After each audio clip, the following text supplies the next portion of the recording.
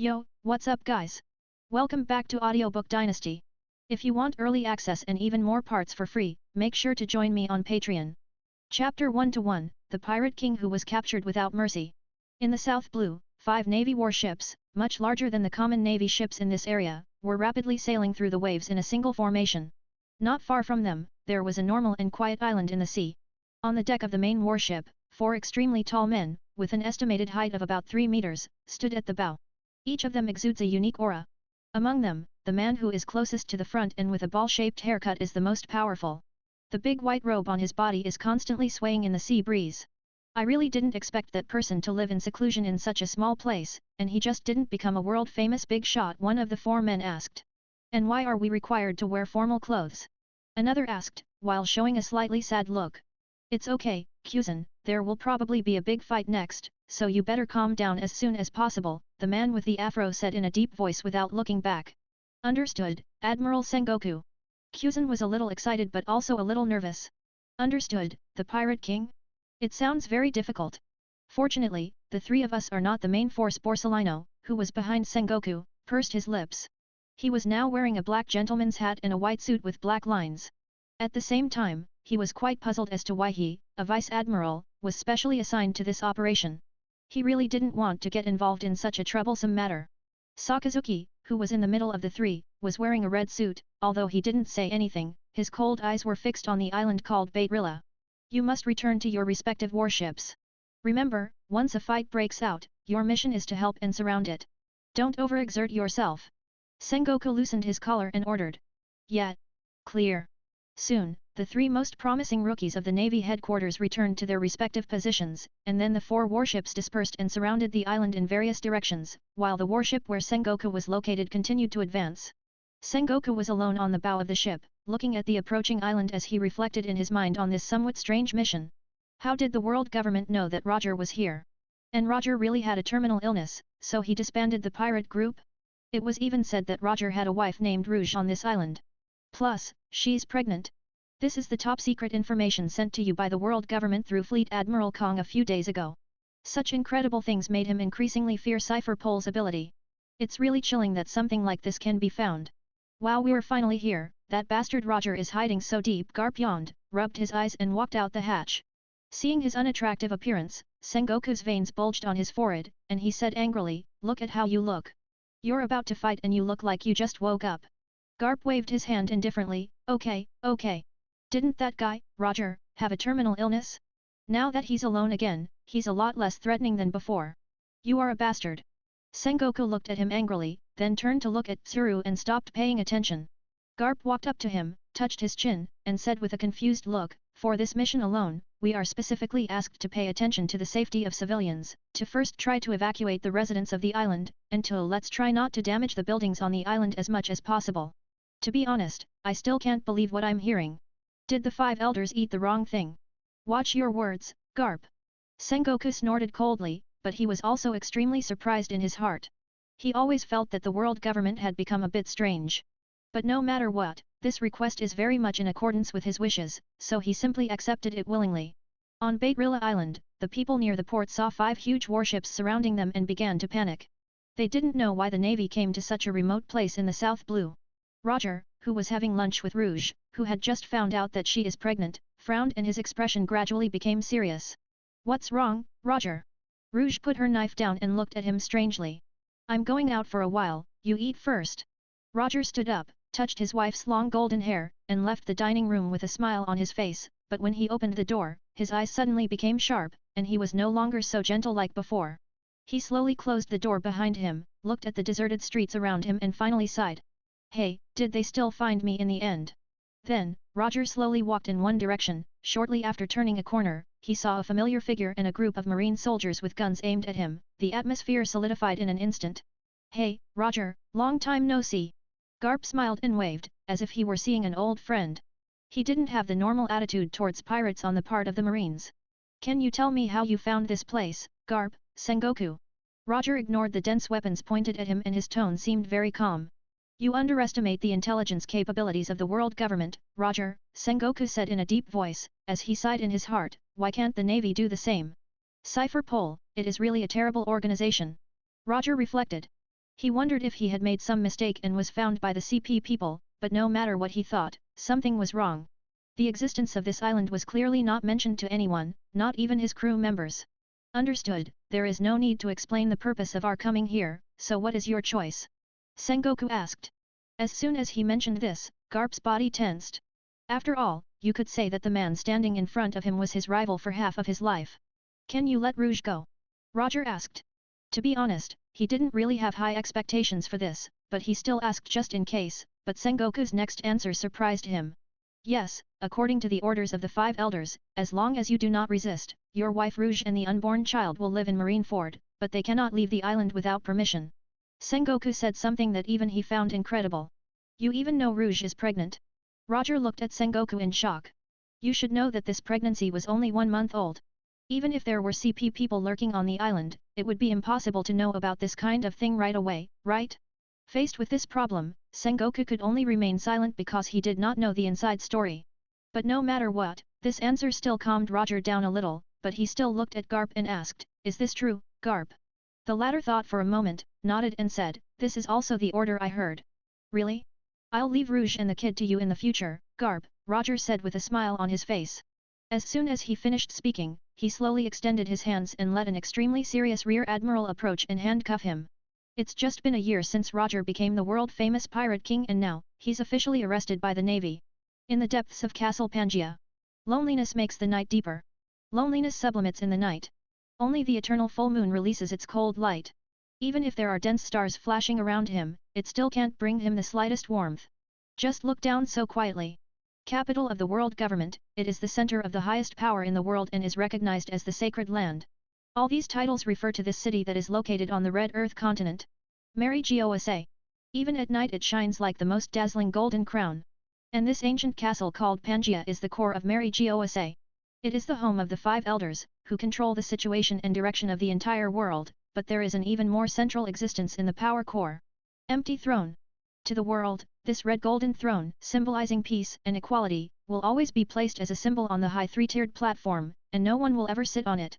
Moonlight fell from the sky and became the only source of light in this room, making the entire space inside appear empty and cold. The tall spire throne bathed in the most light. But at this quiet moment of the night, a figure turned his back to the world government logo on the back of the chair, sitting on the throne in the moonlight, with his red eyes with circular patterns looking at the 5 people. Kneeling below. The 5 elders.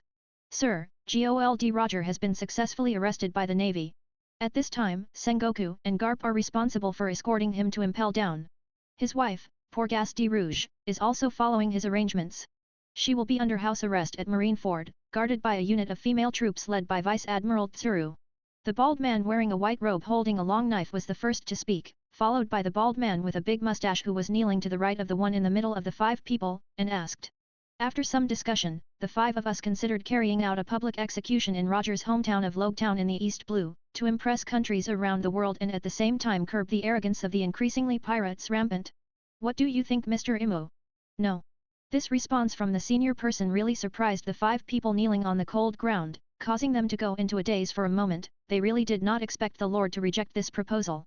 No matter how you look at it, public executions have many benefits, and generally speaking, the Lord would not interfere too much with such a small matter in the past. But what they don't know is that the man sitting on the empty throne, although he still has a cold expression on the surface, is also extremely entangled in his heart. According to common sense, the public execution will only benefit the world government, but as a transmigrator, he knows how much damage this will cause to the world government and is clear about the consequences that Roger's execution will cause.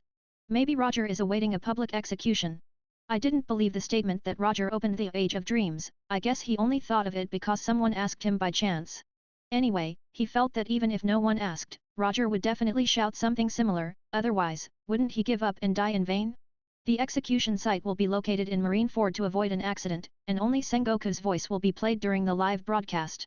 While waiting for the time of execution, the audio will be kept silent throughout to prevent Roger from saying something that he should not say to himself before he dies.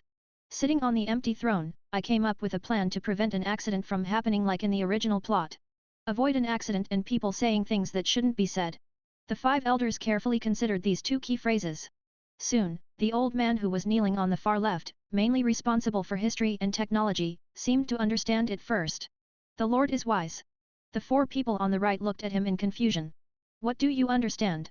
The reason why Roger became the world-renowned pirate king is because he collected the 4 road poneglyphs and came to Laugh Tale.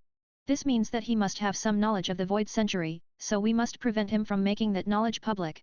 Preventing him from uttering any words during his execution. That's all. The other 4 people suddenly understood and nodded. I hesitated for a second and then agreed. Although his plan had a slightly different goal, what the other party said made sense. Let's deal with Roger's affairs this way. Let's talk about the future. This is also the main reason why I ordered you to come this time. It was just what he said next that completely surprised the 5 elders who were still kneeling in respect. I saw the future. 24 years later, there will be an unprecedented rebellion on all the seas and a great war that may directly threaten the world government as well as the lives of all the celestial dragons. Even though he spoke such shocking words, Imu's tone still maintained his usual indifference, as if there was nothing in the world that could make him change his expression. With the cold moonlight on his body, he gives a feeling of isolation. But the expressions of the 5 people below changed drastically. Everyone's eyes widened and looked up in disbelief. They were speechless for a long time. What did you just hear? That's impossible. They cannot express their thoughts, otherwise it would be a betrayal to say them. They have been the holders of supreme power for decades, so they still have this kind of self-control and intelligence. Furthermore, if you think about it carefully, it is not impossible at all. Although the ability to predict the future sounds fantastic, it is a real skill in this world. It can be said that it is rare and, at best, uncommon. Furthermore, it is very reasonable that their master, Lord Imu, would have this ability. On the other hand, the 5 elders were more surprised by the predicted future situation. Rebellion on all seas? A great war? Imu, however, had no intention of stopping because they were affected by the news, and continued to speak calmly. And the source of this rebellion and great war originates from the slaves and the celestial dragons. In view of this situation, I will personally control the general direction of the world government and the 5 of you will cooperate. The authority of the world government over the world must be maintained. After hearing everything, the 5 elders slowly calmed down and understood what Lord Imu meant. Before this, unless there was a light outside that needed to be erased from history, Lord Imu basically lived in seclusion within Pangaea Castle, and enjoyed the peace and quiet for many years. Now, this person wants to personally direct the direction of the giant ship that is the world government. As for the 5, although they still hold the rudder on the surface, they are not the ones who have the final say on which direction to turn the rudder. Even so, the 5 elders have no resistance, as the saying goes, those who don't know are not afraid, but they are in the opposite situation, they know too much and dare not have inappropriate thoughts. We will obey your wishes. The 5 elders' words sounded in unison in the dark, empty hall, and at the same time, they lowered their heads a little further while still kneeling. So, let's start with this year's World Conference. Imu's eyes, who were looking at them the entire time, shone with determination. Since he has now become the master of the world government, he will never allow the great changes that will happen 24 years later. Revolutionary Army, Pirates, Elbaf. Let's deal with them one by one. I raised my head and looked at the stars above the sky, accompanied by the huge bright moon. First take full control of this world and then use this planet as a ship to venture into the infinite sea that is the omniverse. Returning to his own personal space within Pangaea Castle, he exhaled unconsciously. On the ceiling you could see the starry sky, and the moonlight illuminated the entire huge room. With an expressionless face, I headed towards the strange big tree that was not far away. This room is called Between the Moon. The general environment is exactly the same as the surface of the moon. At first glance, the ground is a silvery grey color with large and small holes all over the place. At this moment the starry sky and moonlight are real, but during the day will be simulated as if it were night, so it will always be night here. As a result, this lush green tree creates a sense of strangeness within this desolate lunar landscape. However, as he approached the tree, he could see that there was a door and 2 windows in the trunk. When he opened the wooden door and entered, he discovered that it was actually a complete suite, with a bedroom, dining room, living room, a bathroom with a bathtub, as well as various furniture, den mushies, everything is available. Turns out this is a big tree house, and there's even a staircase leading to a 2nd floor. To be honest, he is satisfied with this, after all, he couldn't afford such a good house before he transmigrated. Since he had returned to his treehouse, and no one else was present, he sat down on the soft couch and the cold, distant look on his face began to fade. He was lying on the couch, looking up at the ceiling of the wooden house, lost in his memories. It's been almost a year since I transmigrated into this world and took over this body and identity. From the initial shock, excitement to calm, it actually took less than 3 days. After all, no matter how intense a person's emotions are, they will not last long. After calming down, he did not begin to act immediately, but first tried to understand his situation and then remained silent for a year like the original Imu would have done. The purpose was to familiarize and master his own abilities and, of course, assimilate the resources of this body. First of all, in terms of ability, he was an ordinary person before he transmigrated, so it was impossible for him to adapt in a short period of time to the power of this body. So, I practiced secretly for a while. In the eyes of the maids responsible for daily life, he had recently become a little more active and often danced outside with his sword under the moonlight. Memory assimilation is equally important. This Imu has lived for more than 800 years. Even if the brain automatically filters out those useless and trivial memories, the total amount of information is much larger than that of ordinary people. Becoming familiar with memory is actually a process of understanding oneself. He has to understand the character and habits of the original Imu. Otherwise, he would most likely be exposed when facing the 5 elders. After that, he will be able to slowly change your personality in the future to better fit the merging of your 2 personalities. Because of this situation, even if Roger became the Pirate King, he would not take a step beyond Between the Moon, because he knew very well that at this moment nothing is more important than completely mastering his own strength. It was not until a few days ago that he considered that he had fully adapted and revealed the location of Roger's hiding place to the 5 elders, so that they could order his arrest. Although Roger will voluntarily turn himself in shortly after. Surrendering and being arrested are actually 2 different things. Even if he surrenders, the world government can announce that he has been arrested, but I feel that it is better to arrest him as soon as possible. At the same time, he also wanted to improve the achievements of Sakazuki, Borsellino, and Kuzan. As for Garb, it was just like an extra layer of security. Even if Roger is terminally ill, he is still the Pirate King. Not being sure that he would not resist since he was no longer the one taking the initiative to surrender, it was better to be prepared for the worst. If Roger really takes action, Sengoku alone may not be able to subdue him, and may even involve the 3 of Sakazuki, Borsellino, and Kuzan. The 3 of them have not yet reached their maximum strength. If 1 or 2 of them are really killed, this would make him cry to death. Now it's fine, everything happened without any incident. No matter what, the rise of the Great Pirate Era must be prevented first, he thought silently in his heart. Then, he once again explored the golden finger that appeared after transmigrating into this world. The star map. As a transmigrator he has traveled to a high-risk world like One Piece. How can he survive without Gold Finger? Although he actually feels that the identity, status, strength, wealth, and life expectancy he has now are quite good in themselves. If you compare it with the transmigrators in the novels I read in my previous life, where they became slaves, pirates, or civilians. My situation is very lucky, as if I had won the lottery. Although according to the development of the original work, there is a high probability that I will be overthrown 24 years later, in my position it is very easy for me to reverse this possible situation. Following the calling in my heart, a virtual image of a magnificent spiral galaxy disk appeared out of nowhere in my sight, and every star in it was shining brightly. At the same time, the prompt line in the lower left corner was still there. You can randomly open a little dimensional gate. Over the past few days, I've basically learned everything I can about this gold finger and have analyzed the features of it over and over again. After all, I will most likely depend on him for my future survival. But it can't bring me any benefit at the moment as it's useless in the situation I'm in now. According to the description, this gold finger is not like a system but more like a map that can record all galaxies, stars, planets, and satellites in the current universe, as well as record other dimensions and universes. Additionally, while exploring other locations, the star map will automatically update in real time. It also comes with a dimensional gate function. Every year, he randomly opens a little dimensional gate to another world. The gold finger information shows that said door is 3 meters high and 2 meters wide. It can be considered that it is neither too small nor too big. According to the information, although there is no guarantee that this planet connected by the dimensional gate is a civilized world, it must be at least a habitable world. So, you don't have to worry about fruitless exploration, and you won't encounter the situation where the other side of the door is a planet where life cannot exist. Once you choose to open this dimensional gate, the spatial coordinates of the world will be recorded on the star map immediately. In other words, as long as you have the power or technology, you can reach that location by following the spatial coordinates. But this possibility opens up other exploration chances. For example, if one day I have the power or technology to travel to another world. Once you arrive at your location then, your coordinates will be recorded on the star map and at the same time, permission to open a dimensional gate will be opened. I can return to Starfish, One Piece world, instantly or travel to other worlds that have opened dimensional gates. So, the option of being able to reach a destination using its spatial coordinates opens up infinite possibilities. But then again, this star map and this dimensional gate are of little use for the situation he faces now. If you want to fight against other civilizations and conquer different worlds, you must first have a stable base to be able to mobilize all its resources.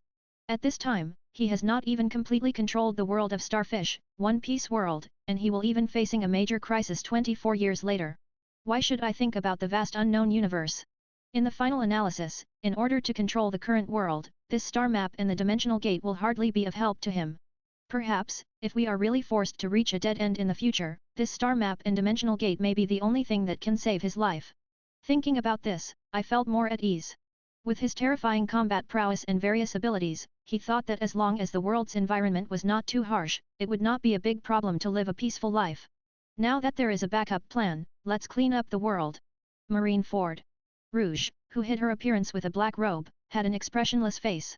She lowered her head and walked slowly between the stone buildings. The flat cement floor under her feet was so hard and cold.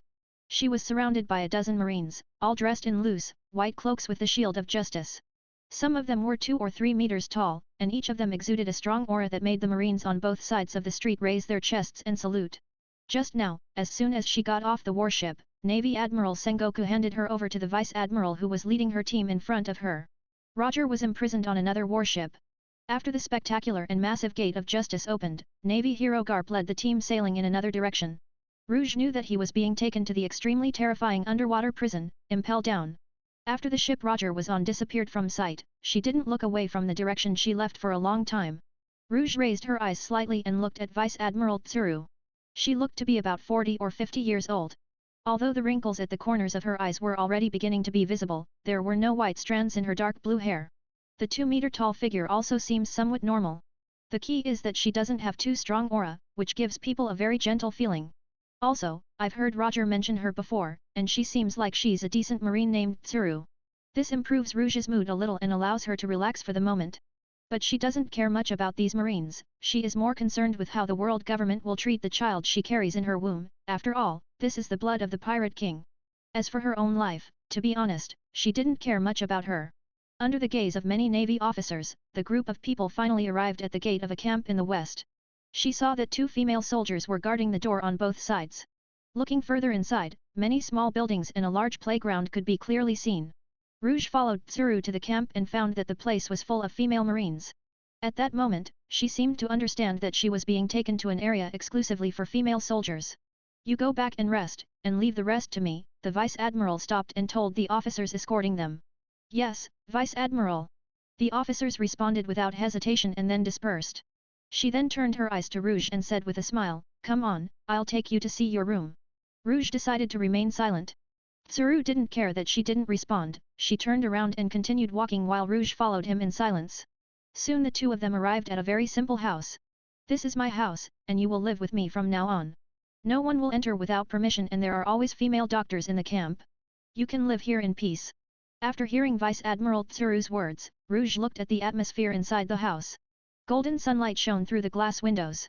There wasn't much furniture, but there were beds, tables, and cabinets available. It was very clean when she entered, and the air was filled with a faint fragrance of flowers. But you have to pay attention to some things, that is, not leaving this small house without permission. After a while, you can walk around the camp with someone to accompany you, but this is already the limit. You must not leave the camp. Rouge nodded, lifted the black hood covering her head, and asked softly, "What is the world government going to do to my son?" Tsuru noticed the worry and concern in Rouge's eyes and smiled kindly. "The order issued by Fleet Admiral Kong is to put you under house arrest in the women's barracks, and your son will also live here until he is 6 years old, but after he is 6 years old, he will study at the naval primary school like other children in the island and will be able to return home every 7 days. In addition, he will have 2 long vacations a year, 30 days each. When he is 12 years old, he will be promoted to the Navy Headquarters Academy. After 4 years, he will be awarded a military rank based on your performance and you will officially become a qualified Marine." Vice Admiral Tsuru described in a few words the future life of the child in Rouge's womb after birth, and at the same time, she told the other party to relax, that there will be nothing bad and that her child will grow up healthily. Become a Marine. Rouge looked at Vice Admiral Tsuru in disbelief. "Roger's son can also be a Marine. Haha, this is the news I received, but you are wrong about one thing." She shook her head and sighed. When she heard from Fleet Admiral Kong about the world government's arrangements for Rouge and her son, she felt quite surprised. And listening to the voice and tone on the other end of the phone, it was obvious that Fleet Admiral Kong himself was quite surprised as well. What thing? Rouge suddenly became nervous and heard her continue, the child in your womb cannot bear Roger's last name nor yours, and you cannot tell him that Roger is his father. You must remember this clearly. According to the order issued by the world government, once it is discovered that your son knows his life experience before the ban is lifted and shows hostility towards the world government or the navy, he will be arrested or even executed. Rouge was silent for a moment after hearing this. Tsuru was in no hurry, he just looked at her silently, waiting for her response. I understand, this child will be a person without a surname from now on. Rouge said softly, caressing her flat belly. She knew that this was the best result. It was beyond her imagination that the world government could treat her so well. Well, just think about it. By the way, I also have a sister named Jun. She comes to see me from time to time. I'll introduce her to you when the time comes. Okay. A few days later, the latest issue of World Economic newspaper appeared and was carried by hundreds of thousands of newsbirds to the various maritime areas, kingdoms, islands, and even ships at sea. Looking at the front page of the newspaper, everyone was stunned for a moment, and then bursts of exclamations could be heard one after another. One Piece Gold Roger was arrested by the Navy. The article briefly introduces Admiral Sengoku and naval hero Garp, who led Vice Admirals Sakazuki, Borsalino, and Kuzan, as well as 5 warships to successfully capture Roger on Baitrilla Island in the South Blue. The public execution will take place at midday on January 1 next year in Marineford Justice Square. He even mentioned that Roger's birthday is December 31 and praised the world government for allowing Roger to celebrate his birthday, which was very kind. Suddenly, the whole world was shocked by this thin newspaper, especially the waters of the New World where the great pirates gathered. On the Moby Dick, the white-bearded blonde, Edward Newgate, held a huge bottle of wine in his hand and looked silently in the direction of Marineford. Under his feet was the newspaper he had read, surrounded by the entire crew. The members looked at each other and for a while only the sound of waves could be heard on the deck. Somewhere in the sea of the New World, there was a loud bang and a small island floating in the sky shook. Then large cracks appeared on its surface and countless rocks fell one after another, creating huge columns of water in the sea. Impossible! The extremely angry roar like that of a lion king spread out along with the dark red air waves, and even the white clouds above the floating island shattered in an instant. Old boss! In the banquet hall on the island, hundreds of new pirates who had joined the flying pirates for less than 3 years, looked in horror at the bottomless slash that appeared in the hall, almost dividing the entire hall in two. They retreated to either side, crawling and rolling. On the stage, the golden lion Shiki held tightly in his hands his 2 double-edged Mito swords, which he calls Odo and Kogarashi, and he was extremely angry. His anger made him breathe hard and his eyes were blood red. He hurt even more the top of his head where the rudder was inserted. Just now, he cut the newspaper on the coffee table into powder with a knife. Roger! Roger is a man whose strength I recognize. How could you get caught by those trash Navy guys? How could it be? Shiki shouted angrily again, and at the same time, the extremely powerful energy of his house Hoku Haki erupted from his body. Suddenly, a large number of people rolled their eyes and fainted in the blink of an eye, only a few people stood on the spot with trembling legs. But Shiki didn't care at all about the situation of his men. He held the 2 swords in his hands, turned into a golden shadow, and flew down the hall. Even if several flying pirates officers behind him called out to him, he completely ignored them and flew away from the floating island at an extremely fast speed. About 5 minutes later, Shiki's figure disappeared without a trace. Just when the officers were at a loss, the ground beneath his feet shook violently, making his faces turn pale with fear. Soon, the entire floating island fell like a huge meteorite, setting off terrifying waves and sinking to the bottom of the sea with a loud bang. From now on, the flying pirates, who have been roaming the sea for almost 15 years, will completely disappear. Navy Headquarters, Marineford. What? Shiki the Golden Lion will attack this place. In Fleet Admiral's office, Admiral Sengoku, who had just sat down for a while, stood up from the sofa after hearing what Fleet Admiral Kong said, and even Garp, who was sitting in front of him eating senbei, also he stopped. Well, this is the news that the 5 elders have just informed me, so we must prepare as soon as possible. Fleet Admiral Kong looked extremely serious. If that's the case, then Shiki should have run here after reading today's newspaper. After calculating the distance and speed of the floating island, he will probably arrive here tomorrow morning. Sengoku said what he was thinking. Fleet Admiral Kong shook his head. No, what the 5 elders said is that he will fight alone. Just him. Garp raised his eyebrows. How dare he? Sengoku was also full of surprise and confusion, and then asked, how did the 5 elders know about this? I don't know, they didn't mention it to me, but I can guess after some thought. Fleet Admiral Kong sighed. There are cipher pole people within the flying pirates. Sengoku immediately thought of it, it should be that the spy saw Shiki leave alone and then sent the information, so this information must be very accurate. Yet, Fleet Admiral Kong nodded. The two stopped talking for a moment and the atmosphere in the office became silent. Cipher Pole's spying capabilities are too terrifying, making them more fearful and vigilant. At this moment, Garp spoke with a serious face. So, what are we going to do next?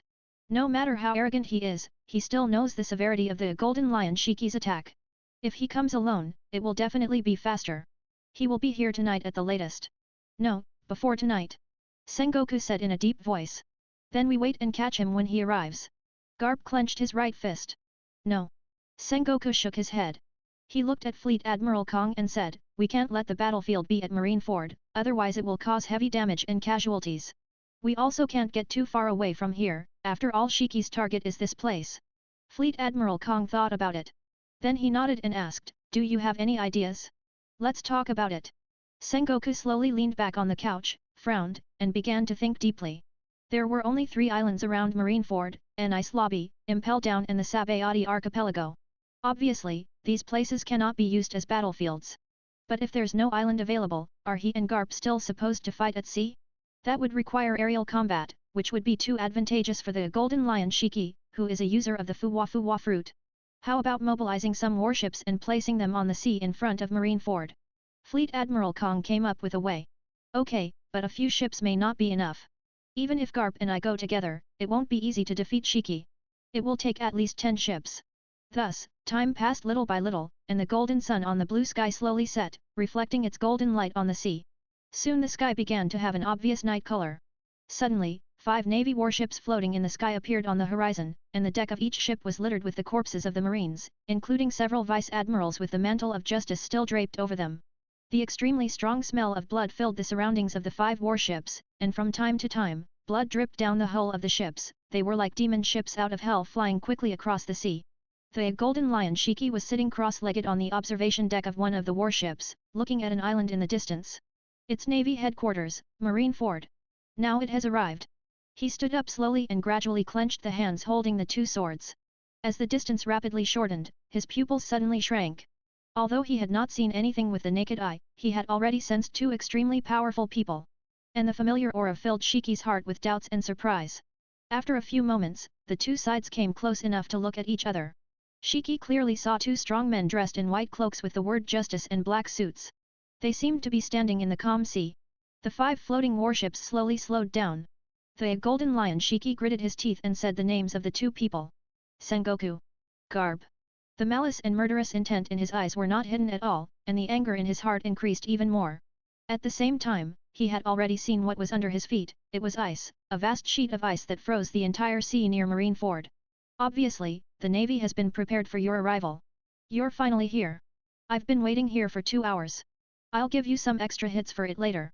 Garp moved his thick neck and strong arms as he smiled toothily. He then looked at Shiki and changed into a cruel smile. Shiki, please think about it carefully.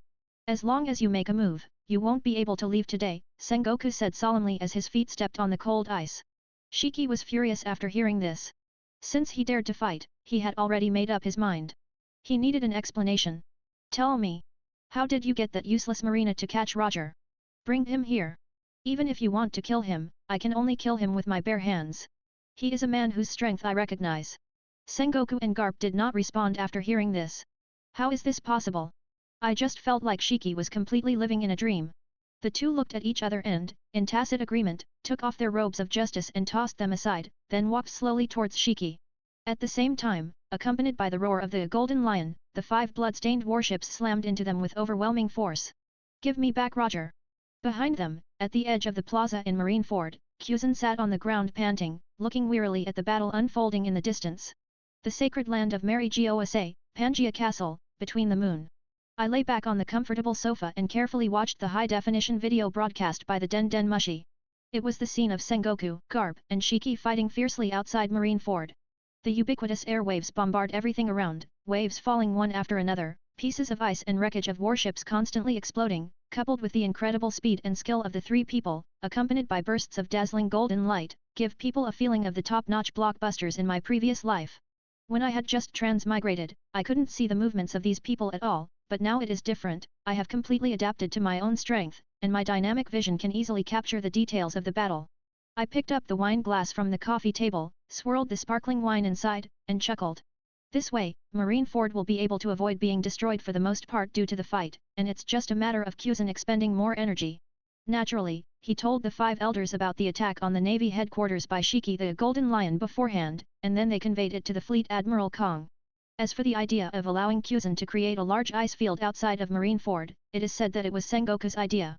Although the current Kuzan is stronger than the average Vice Admiral, he has not yet reached the level of an Admiral and cannot freeze the sea with a single use of his Ice Age skill. So from noon to night, he has been busy. After all, it is a battlefield prepared for 3 of the people with the highest combat power in the world, so the thickness and frozen area must be large. For Imu, watching the fierce battle between 3 of the world's best fighters helps him understand more deeply how big the gap is between these people and himself. Memory is just memory. After all, I am a transmigrator. Some things are better understood when seeing them with my own eyes. I must say that the battle between these 3 people made his sense of security increase every second. Furthermore, with the power of the world government in hand, he only had one thought in his mind. It turns out that I am so strong. It seems that I have many hidden cards and resources in my possession. It is up to me how to handle them. I took a sip of the wine, enjoying the sweetness and smoothness that stimulated the taste buds. I closed my eyes and started thinking. There are still 24 years before the final battle that occurs in the original plot, but now that I am here, many things can no longer remain the same. In this case, let's start implementing the changes from next year after Roger is executed. We are at the end of December of the year 1497 and next year, in 1498, a new world conference will be held. 3 days later, the World Economic newspaper published an additional issue, and its content once again shocked the entire world. The front page headline is highlighted in bold and reads, "Everyone shocked. Golden Lion Shiki is arrested and imprisoned." This time, the above content presents in detail that Shiki attempted to attack the Navy headquarters single-handedly due to Roger's arrest but was defeated by Navy Admiral Sengoku and Navy hero Garp.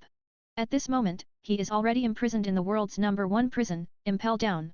In addition, there are extremely clear photographs printed on it. They are from the scene of Shiki injured and unconscious in front of Sengoku and Garp, which can be considered a record of the Navy's most notable moment. A few days ago, Pirate King Roger was captured and is about to be publicly executed. Now even the captain of the flying pirates, the Golden Lion, who has been in the New World for more than 10 years, has been captured by the Navy. All the kingdoms and forces were very scared by the strength shown by the Navy. At the same time, the majesty of the world government became deeply rooted in the hearts of the people, and the pirates who were causing trouble in the world subconsciously held back. Impel Down, eternal hell on the 6th underground floor. Magellan, who was almost 5 meters tall, stood in the dark hallway, looking at the new tenants in the iron prison, surrounded by several guards. He came here especially for the people inside. Is this Shiki the Golden Lion? Aside from his thicker hair, he doesn't look like much. In fact, he asked us to put an extra pair of handcuffs on him. Said Shiryu, who was holding a cigarette in his mouth with an evil smile on his face, but in his heart, he thought, if I find a chance to test my power on these guys, the touch of my sword will definitely be more interesting. As deputy director, Magellan looked at Shiki, who was lying on the cold floor with his feet and hands tied in the cell, and spoke. The director said that this was to prevent him from cutting his feet and then using the power of the Fuwa fruit to escape. From now on, all prisoners with abilities at this 6th level will be handcuffed. What? Cut off both feet? The guards around Shiryu were stunned for a moment, and then immediately thought that if such a thing really happened, could they stop the man inside? According to the information provided, in addition to being a person with the ability to awaken the Fuwa fruit, Shiki is also a double swordsman at the level of a great swordsman, in addition to high-level mastery of the 3 types of haki. Several people are scared when they think of this. Okay, we've checked the situation here. Let's go, Magellan ordered in a deep voice. Yeah. Okay. The guards hurriedly responded and returned to their respective floors. Among them, Shiryu looked deeply at Magellan's back and left along with the other guards. However, Magellan himself was still standing in the same place. After about 20 minutes, the director personally led the way. And several people came with him. These people are sent by the world government. They need to contact Shiki. The director said. Magellan took a look and saw that there were 5 people, 3 of them were wearing standard black suits and leather boots, all showing a capable look, while the other 2 were carrying small white boxes, as if they were non-combatants. Okay. The director gave an order, so of course he had to listen. The key to the cell of this eternal hell was with him. Of course, the director also has it, but can the boss do this kind of thing by himself? Soon, Magellan opened the cell door and the two people carrying the boxes and a man in a black suit entered. The two remaining men in black suits guarded the door, as if no one was allowed to enter. This is all. Magellan looked at the director in confusion, but he shook his head. Don't ask too much, it has nothing to do with us. I heard that they would come frequently in the future. You just need to be responsible for bringing them here and then opening and closing the door. Magellan nodded silently. The people inside moved very quickly, came out within 5 minutes, and then quickly followed the director without saying a word. Magellan looked at them, then approached the cell door, looked inside, and found that Shiki, who was still unconscious inside, had not changed at all. 1 month after, I received a phone call from the 5 elders. Sir, Shiki's blood has successfully reached Punk Hazard. Well, let Dr. Vegapunk try to copy the Fuwa fruit. This ability is of great use to the world government. The priority is higher than research on Kaito's genes and abilities. Also, keep an eye on Shiki, don't let him die or be disabled. He's still useful. We will obey your orders. Placing the microphone in his hand on Den Den Mushi's head, he stared at the environment similar to the lunar surface and the points of light in the sky outside the window. I was thinking about Vegapunk. According to the content of the original work, he clearly made an artificial copy of Kaito's Uo fruit, Serio model, but claimed to the world government that it was a failure. Did the latter really think it was a failure, or did he lie knowing it was a success? It seems that this doctor is not an honest person either. There is also the Golden Lion Shiki. He originally wanted Vice Admiral Tsuru to go and wipe his mind, and then have someone brainwash him into becoming a loyal dog of the world government, but he came up with a better idea and suppressed his first idea in the first place. Mind of him. It's just that his idea still needs to wait a few more years, and there is one key thing that needs to be found first. There's still time, so I'll take it easy. Imu's eyes faintly looked at the bright moon above the sky. The days passed day by day, and with the anticipation of countless people around the world, January 1, 1498, finally arrived. That day countless people gathered in front of the image projected by the Den Den Mushi. The atmosphere was solemn, awaiting the arrival of the protagonist. Impel Down. Above the sea, in front of the first floor of Impel Down, there were 5 battleship-class Navy warships with a capacity of 800 people, lined up in a row. Inside the first floor, all the guards were at attention, with someone standing guard with a gun every few meters. The guardian beasts and guards were constantly patrolling in groups. The entire atmosphere was so oppressive that it left one breathless. 6th underground level, Eternal Hell. Roger. Roger. Tell me why you were arrested. Tell me. One roar after another kept sounding. Ever since the Golden Lion Shiki woke up from a coma and felt the aura of his old friend, he had fallen into extreme excitement, roaring and asking questions. But no matter how he shouted or asked, there was no response from Roger. He sat silently, bowing his head, remembering and thinking, until another old friend appeared outside his cell. It's about time, Garp. Roger raised his head and looked at him with sharp eyes. Garp nodded, we are about to leave. The destination is the Navy headquarters. Hearing this, Roger frowned slightly, but immediately returned to his natural state. Where is Rouge? How is she? She is fine. She now lives with Tsuru. When her child is born, she will enroll in Marineford normally and become an excellent Marine. At this point, Garp paused and then continued, it's just that he can't know who his father is. Really? Becoming a Marine isn't bad, on the contrary, it's surprisingly kind. Whether it's the Navy or the world government, Roger smiled. Well, I found it very strange too, but these people did a good job this time, Garp said. Then I leave my son to you, Garp. Let him follow you from now on. Now Roger can only entrust his son to Garp. Garp frowned, but after seeing the plea in Roger's eyes, he couldn't bear to refuse. Don't worry, I'll take care of it.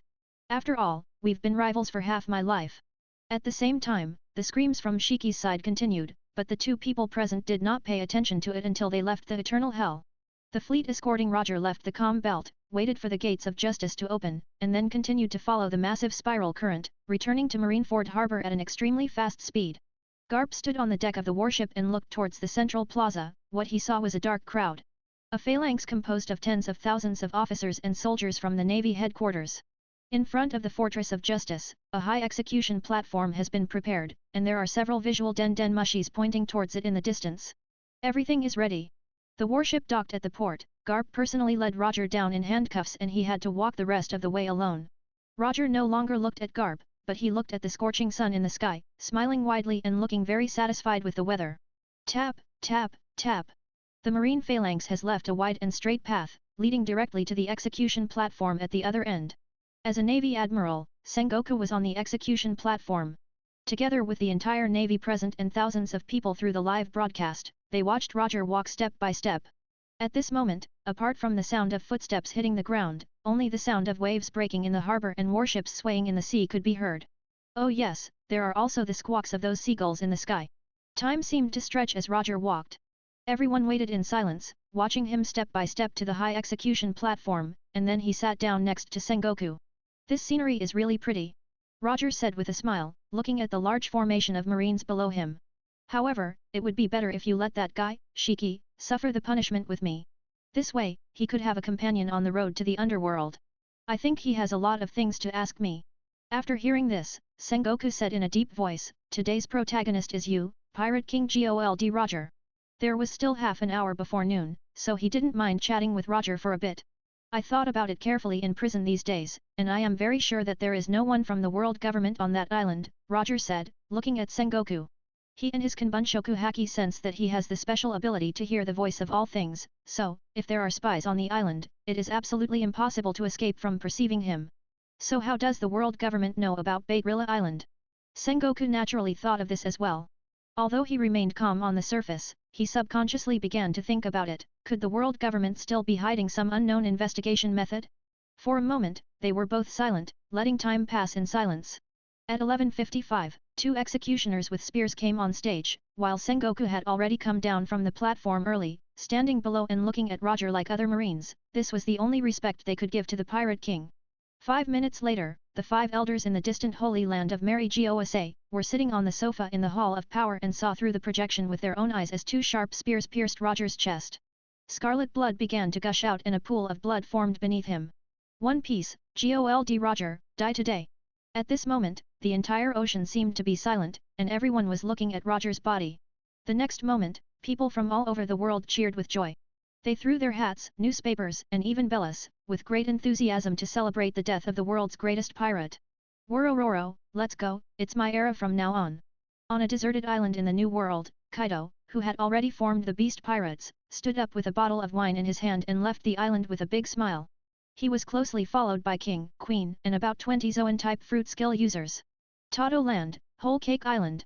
Mama ha ha ha, the next Pirate King will be me, but I won't be stupid enough to disband the pirate group, let alone break into the Navy headquarters alone, said Charlotte Linlin, who is still thin, but he has been gradually gaining weight. She stared at her children with wide eyes and then smiled heartily at Pero, Katakuri and other children. Celebrate, we must celebrate, bring the cream pie quickly. A few months later, Imu naturally witnessed the end of the current generation of the Pirate King. It can be said that he was in a very good mood and drank 2 more glasses of the delicious sweet red wine from him. With his precautions, Roger could not say those momentous words until his death. This is definitely a good thing. In this way, the so-called Great Pirate Era should disappear, and the situation afterwards will definitely be much more stable than in the original timeline. With Roger's death, Imu's mind turned to the topic of this year's World Conference, which in his opinion was the top priority. Although what he wants to do will definitely cause a stir and even a lot of opposition, he believes that there will definitely be more followers, and this must be done. If it is not done, other things will have little importance. To some extent, its impact will be no less than the public execution of One Piece Roger. Also, is it useful to object? Who is he? I am Imu. Not to mention that the people of the Navy will definitely support this matter, this way no one on the planet will be able to stop the progress of this matter. It's just that the plan still needs to be thought out more, so these days he often sits on the empty throne in the dead of night and has meetings with the 5 elders. At first, these 5 people were shocked by their various ideas, but it didn't take them long to get used to it. In the final analysis, the 5 elders' stance is the same as yours, which is to ensure the dominance of the celestial dragons over the world government. With this premise and direction, no matter how shocking it seems, they can accept it. Furthermore, the 5 elders firmly believe that I can see the future. In the first half of the Grand Line, in the southern waters of the middle section of Route 5, there is a small island hidden here that specifically serves the Dark World. It has no official name, which is why pirates coming and going from the island find it. They call it the Black Island. Here, as long as you have enough belly or treasures, you can buy everything you need. Drinks, food, swords, guns, women, doctors, shipwrights, and even intelligence, but there are only 2 rules here. It is not allowed to attack service personnel and it is not allowed to destroy buildings on the island. Furthermore, either robbery or random murders will be stopped as well. In reality, this Black Island has not existed for a long time, just under 2 years. At first, These lawless pirates, gangsters, and slavers paid no attention to the island's only 2 rules. But for about half a year, after more than a dozen gangs paid the price for a bloody massacre, everyone became honest. A family name and a smiley face logo are deeply etched in their minds. Dong Quixote family. At this time, although it was late at night, the island was still brightly lit, with cheers, howls, screams, and laughter ringing out from time to time, making the atmosphere here extremely lively, and there were more than a dozen ships moored in the port, ships flying various flags. However, people who come here often know very well that compared to previous months, there are actually much fewer boats here. Needless to say, it must be related to the public execution of the Pirate King Roger and, by the way, the arrest of the Golden Lion Shiki. I heard that many pirates chose to disembark and return to normal life. Hello everyone, have you heard about the great treasure? In a busy tavern, a guy who was obviously drunk was holding a glass of beer in his right hand, his face was red, and he was yelling at everyone. As soon as the words great treasure appeared, everyone in the bar subconsciously pricked up their ears. Even the volume of the conversation dropped a few decibels. Some people's eyes were even more focused, making the drunk's face smile proudly. What great treasure? A pirate sitting at the table on the right tried to ask. Of course, it is the treasure of Pirate King Gold Roger, do you think it is big or not? That. This sentence immediately shocked everyone, and the entire atmosphere instantly fell silent. At this moment, a strong man with a height of more than 2 meters and a naked upper body put the wooden cup in his hand back on the table with a bang, and said with a cruel smile, "Boy, talk about it. Be careful. I'll pay for your drinks tonight. But if you talk a lot of nonsense, hey, be careful when you go out." Ha ha ha, that's great, give me another drink. I saw that this drunk was not afraid when he heard such threatening words, but rather he shouted happily at the bartender. Don't forget to put it on his account. All right. The waiter nodded expressionlessly. It's time to say it quickly. Say it quickly. The other pirates began to boo, but the strong and fierce man from before slammed the wine table and roared, "Everyone shut up." Not to mention, all the noise was suppressed for a while, causing the drunk to nod in satisfaction and then cough twice to clear his throat. Ahem, here's the thing. Recently, a very interesting news suddenly spread on the sea. It is said that the Pirate King Gold Roger left his treasures on the last island of the Grand Line Laugh Tale. These treasures also received a name. At this point, the drunk man's eyes flashed with sobriety. This name is One Piece. Navy Headquarters, Marineford, Office of the Fleet Admiral. Knock knock knock. Sengoku opened the door and walked in, then asked, "Fleet Admiral, are you looking for me?" "Well, come and look at this, this is the order that the 5 elders just issued." Fleet Admiral Kong handed him a sheet of paper with a smile on his face. "Okay, wait a minute." Sengoku nodded and took it, then sat on the sofa and read it calmly. There wasn't much on the paper, so he finished it quickly, but there was a trace of surprise on his face. He raised his head and looked at the Fleet Admiral. "Kong. Sakazuki, Borsellino and Kuzan are promoted to Admiral? But Borsellino is now just a Rear Admiral. Is this appropriate? That boy will be promoted to Vice Admiral at the same time this time. After all, he also participated in Roger's arrest," Fleet Admiral Kong explained with a smile and then asked. "How is? What do you think?" Sengoku pondered for a moment and then replied, "It's a bit unexpectedly, but within reason. The strength of the 3 of them is still a bit lacking. Except for Kuzan, the other 2 have surpassed most of the Vice Admirals. It's just that being promoted to Admiral is. It's just that we didn't expect the world government to promote them so easily, right? Yes, I thought it would take a few more years. After all, the current maritime situation has improved a lot with Roger's execution and the need for admirals is not so great." But as soon as Sengoku finished speaking, he suddenly thought of something and continued, "I was still thinking about the task of capturing Roger earlier. Why did the 5 elders specifically ask to bring the 3 of you? It turned out that they were brought in to prepare for be promoted to admirals in the future, but still." He hesitated again, feeling that something was wrong. "But, why did the 5 elders' attitude towards us change so much and become so friendly, right?" Fleet Admiral Kong said. "Yeah." Sengoku recognized this. Having been an admiral of the Navy for so many years and having the nickname General Strategist, he had long been aware of the world government's deliberate suppression of the Navy. In many cases, the promotion to Navy Admiral is not based on strength alone, the most important thing is to see the needs of the world government in this regard, otherwise, there are several ways to make them remain as Vice Admirals, or even as candidates for Admiral. Unless you make a great achievement, getting promoted is very difficult. Well, at first I was very surprised by this, but through the conversation with the 5 elders, I guessed something, Fleet Admiral Kong said as he thought. "You go on. I heard that, at this year's World Conference, the world government will take great measures. Perhaps we are preparing for this. After all, you are the only admiral on the surface now. Fleet Admiral Kong looked meaningfully at Sengoku. As soon as the news of Sakazuki, Borsellino, and Kuzan's official promotion to admirals was announced, the information of the three people immediately attracted everyone's attention. The titles of Akainu, Kizaru, and Aokiji also spread at sea. Under normal circumstances, if an ordinary person becomes an admiral, he will not make too many waves or attract too much attention. The problem is that after the events of Roger's execution and Shiki's arrest, the Navy is now in a hot spot and every move it makes will be greatly amplified. The most important thing is that all three of them are top-level Logia-type devil fruit users. This is what surprises people. Furthermore, each of them measures around 3 meters.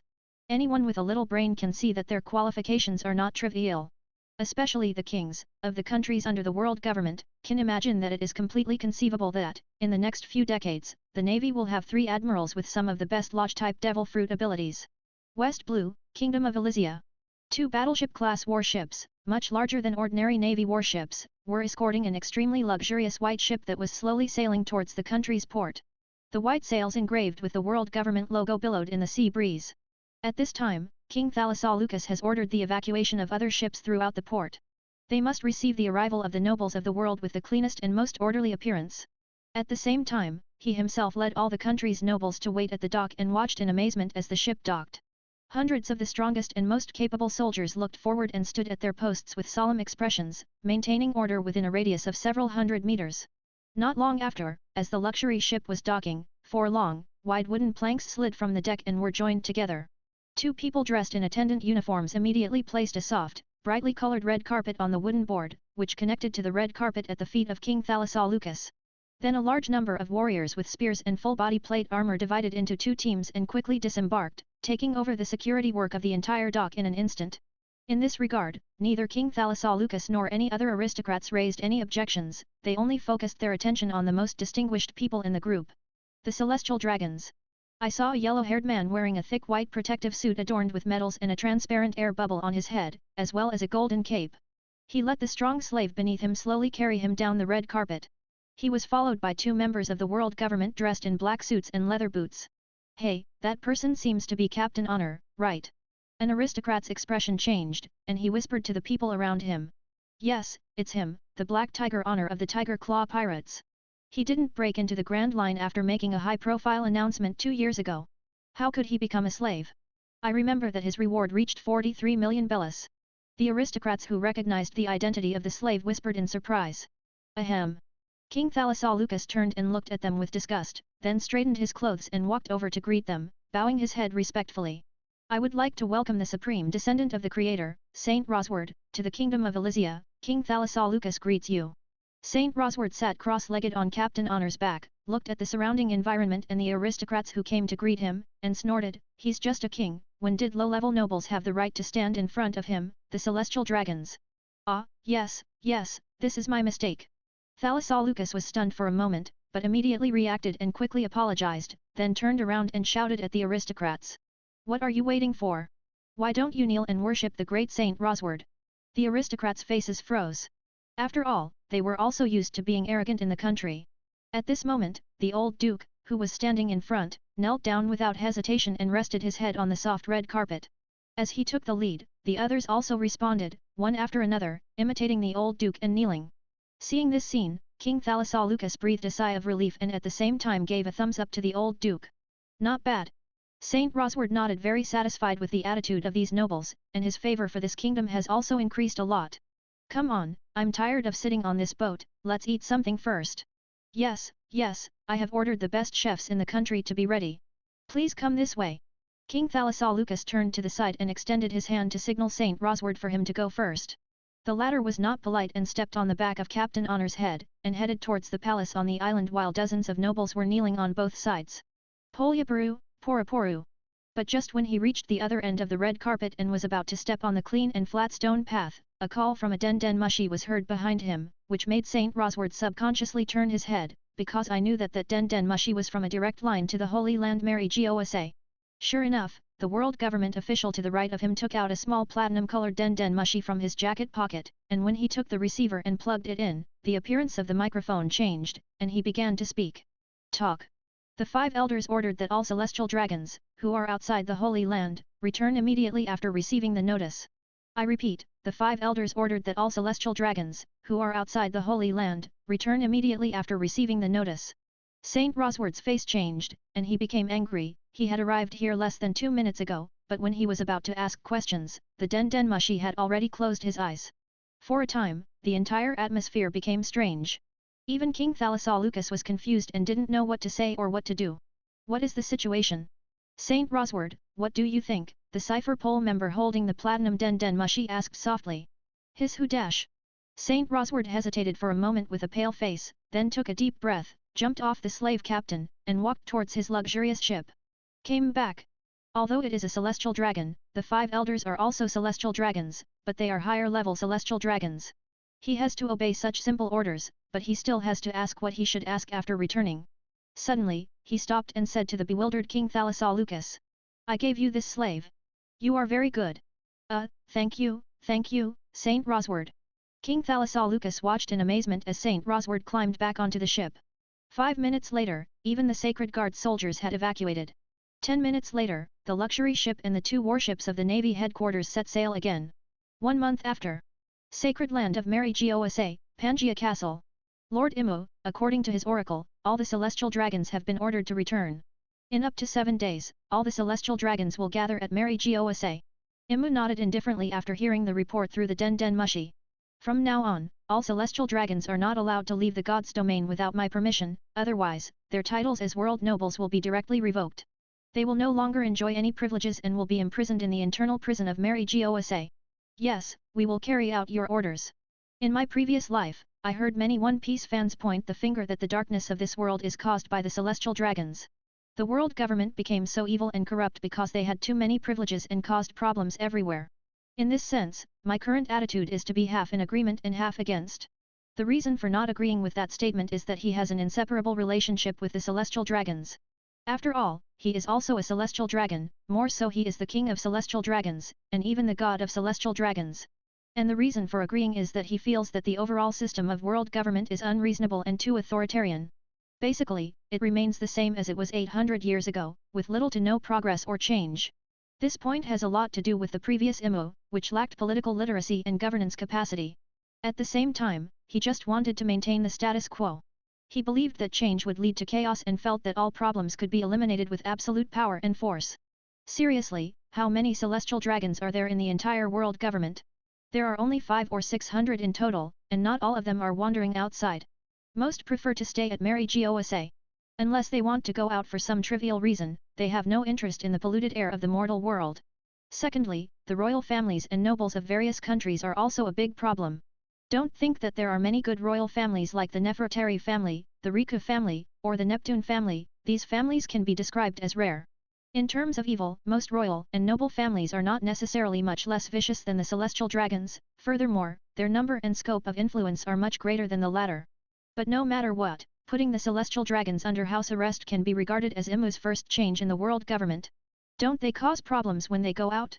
Then they won't go out and stay obediently in the domain of the gods. Anyway, there is food and drink there is enough space, and there is no shortage of gardens and rivers, so it is not considered abuse. As for depriving the celestial dragons of their privileges and status, it is absolutely impossible for him to do such a thing. In the final analysis, his core power still comes from the group of celestial dragons, and more specifically from the 5 elders of the past dynasties. It sounds a bit strange. It is obvious that he is the king of celestial dragons. Even the original state of the celestial dragons was given by him, and even the existence of the 5 elders was appointed by him. It should be said that his power comes from him. But if you think about it, he has been living in seclusion deep within Castle Pangaea for hundreds of years. Only the 5 elders of the past are qualified to contact him and indirectly control the world government through them. Other celestial dragons and people from the outside world do not know the existence of him at all. So, there is no problem in saying that his current power comes from the 5 elders. The current situation is that even if he decides to go on stage and reveal his identity, there is a high probability that the countries that are part of the world government will not only not recognize him but will even boycott him on a large scale. At that time, he must consider bloody suppression with his own strength and the use of the weapon of mass destruction in his hands, Mother Flame. But it's so troublesome, and it's really unnecessary, at least not appropriate at this stage. Overall, he, the 5 elders, and the entire group of celestial dragons are actually one, so the celestial dragons must exist, and their privileges and status must remain the same. This is unbreakable. But this does not mean that they cannot limit the scope of their activities. In the future, they will even be able to gradually transform their way of thinking and cultivate a small number of elites. For now, I only ask that you not cause any trouble. Hey? When he thought of the elite celestial dragons, Imu thought of the 2 little ghosts of Don Quixote's family. Doflamingo and Rosinante. He was thinking about how to organize and use these 2 people, especially if Doflamingo was used well, he could really help him with many things.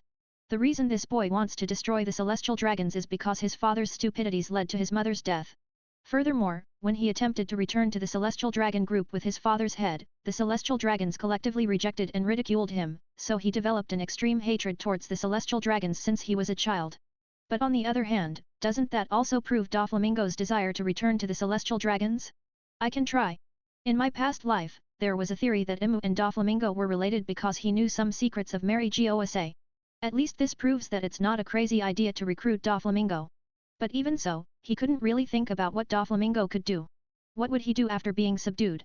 He needs to think about this carefully. In the following days, the celestial dragons who were outside gradually returned to Mary Gosa. This did not attract the attention of many people.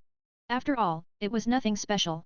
As for how these celestial dragons became angry after being forcibly summoned, how they questioned and even made a fuss after being informed that they were not allowed to leave the domain of the gods without authorization, is not something that Imu cares about. Facing a group of celestial dragons that have been raised as useless, it is not difficult for the 5 elders to deal with them. The angry celestial dragons, faced with the sentence offenders will be deprived of the status of world nobility, had no choice but to stop. No matter how useless and stupid they were, they did not dare to risk their celestial dragon status. The senior officials at the Navy headquarters are not interested in the movements of the celestial dragons, and unless they take damage, they generally let them do whatever they want. Sengoku and Garp received a notice from Fleet Admiral Kong and went to his office together. They found that 2 reports had been placed on the coffee table, and they also noticed that Fleet Admiral's face was not very good. Take a look. Yes, please wait a moment. Sengoku sat down and picked up the report. Garp in front of him read it casually with his legs crossed but frowned as he looked at them. This bullet is so brave. After reading the report, Sengoku said angrily. He slammed the report in his hand onto the coffee table and then turned to Fleet Admiral Kong and said, Fleet Admiral, we cannot allow him to continue acting like this. I suggest that he be arrested immediately, and I volunteer. On the other hand, Garp looked at the contents of the report and was amazed. Good boy, dozens of ships were attacked in over a month. There were not only pirates, but also navy warships, cruise ships, freighters, and even ships from various countries, all of which were royal ships, and they all ended up being massacred without exception. In other words, this kid basically destroyed everything he saw on the Grand Line, including several inhabited islands. He went completely crazy. He simply turned the sea upside down. Wherever he went, blood flowed like rivers and there were corpses everywhere. It's a pity, why didn't any celestial dragon have the misfortune to encounter him? Well, he's made a bit of a fuss and it's time to take care of it, Fleet Admiral Kong agreed. The 5 elders just called about this matter. What is the instruction of the 5 elders? Sengoku asked doubtfully. Yes, the order is that Garp will go, defeat Bullet one by one and arrest him. Hearing this, Sengoku was even more surprised. Fleet Admiral Kong smiled bitterly and said, Don't ask me, I don't know why, and the 5 elders didn't explain it either. Wahahaha, what's wrong? I can go alone. I heard this kid even defeated Rayleigh. It's interesting, it's interesting. Garp laughed so hard that he burst into tears. After that, he got up and left the office while he laughed. Leave the matter of Bullet to Garp. Sengoku, please take a look at this information. I think this is more important. Fleet Admiral Kong pulled a report from the drawer and pushed it to the edge of the desk. Sengoku walked over and picked it up to take a look, and his expression suddenly changed in surprise. This is going to be a big problem. Have you found out who spread the rumor? This matter must be taken seriously. Fleet Admiral Kong shook his head and sighed. This is the information sent from Cipher Pole. They haven't found the source yet. They only know that not only is this information being spread in the Grand Line, but also in the 4 seas. If so, then this rumor is definitely not an accident, but a long-planned action by someone, and there are many people. Only in this way can it spread to all sea zones almost at the same time. The great treasure of Pirate King Roger, One Piece. He seemed to have guessed who could do it. Mary Gosa, Pangaea Castle. Imu was sitting on the empty throne, looking at the 5 elders who were kneeling.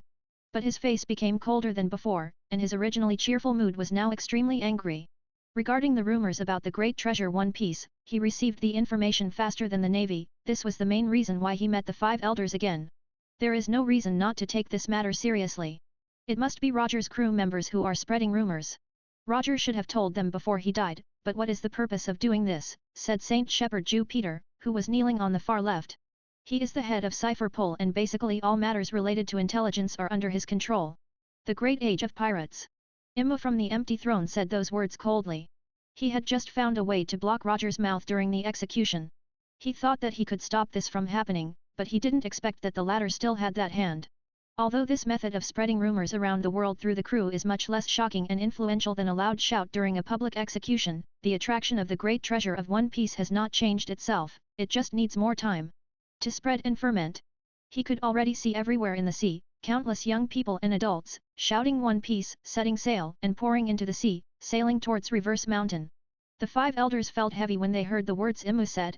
Among the futures I briefly introduced earlier, there was something about the era of the great pirates. It is said that it was a time when the number of pirates was so great that not even the current navy could suppress them. For 800 years, the sea under the control of the world government has maintained relative calm and order, although there have been occasional riots. However, the era of great pirates unleashed by Roger has caused the entire sea to be in absolute chaos. The 5 elders also thought that this kind of thing could no longer happen in the future, but now, I must say that both they and Imu underestimated this pirate king.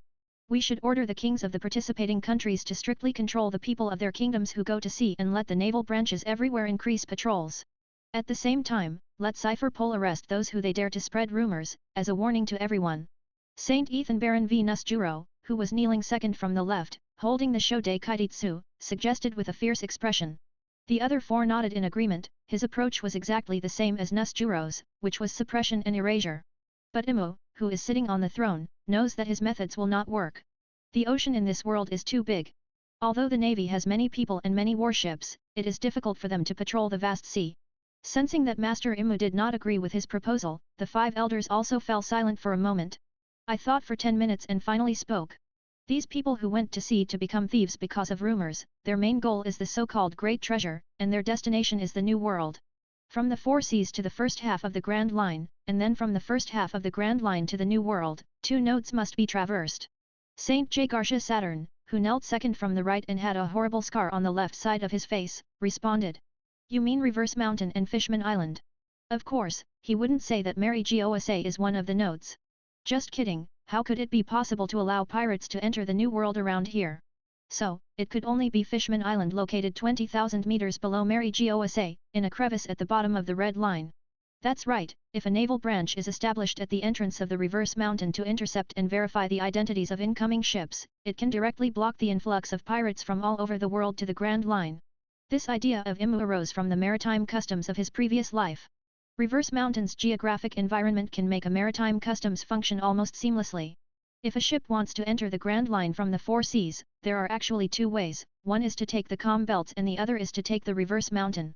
Of course, if you are strong enough, you can pass through the calm belt, but among the pirates around the world, how many of them can pass through the calm belt? Well, this idea is very feasible, said Saint Marcus Mars. That's right, and not only can a naval branch be established at the foot of the Reverse Mountain in the Grand Line, but a naval branch can also be established at the entrance of the 4 seas, or several warships of permanently as the first checkpoint. Said Saint Topman Warcury, who kneeled in the middle and has a spot on his forehead. It seemed that once he had a direction to solve the problem, many new ideas arose in his mind. It's a good idea, but... Saint Ethan Baron V. Nusjuro hesitated. Imu's eyes turned to the other party. Don't hesitate, you can talk about it freely. It's just that this requires the Navy's high-level combat power to be mobilized, in addition to stationing several troops on the Reverse Mountain branch. On the other hand, they have to deal with countless ships from the 4 sea areas. If they want to inspect them one by one, they need a space that is big enough. The base of the Navy branch has to be able to accommodate the docking of so many ships and the people who come on them. At the same time, there can be no shortage of government personnel responsible for inspections and Navy administrative personnel stationed at the branch. They must have a place to live, but there doesn't seem to be any suitable island near the foot of the mountain. Saint Ethan Baron V. Nusjuro said what he had in mind, and I also secretly nodded. In fact, this is a topic that cannot be ignored. The remaining 5 elders thought hard. What would they do if there was no island? They couldn't build an island from nothing. They also considered whether the first island of the first half of the Grand Line could be used as a naval branch, but it was a bit far from the entrance to Reverse Mountain.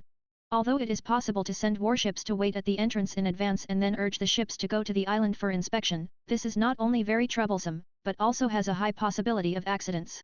They don't believe that those guys who go to sea to become thieves will honestly accept these provisions. They will probably run away by force, but how many warships can stop them?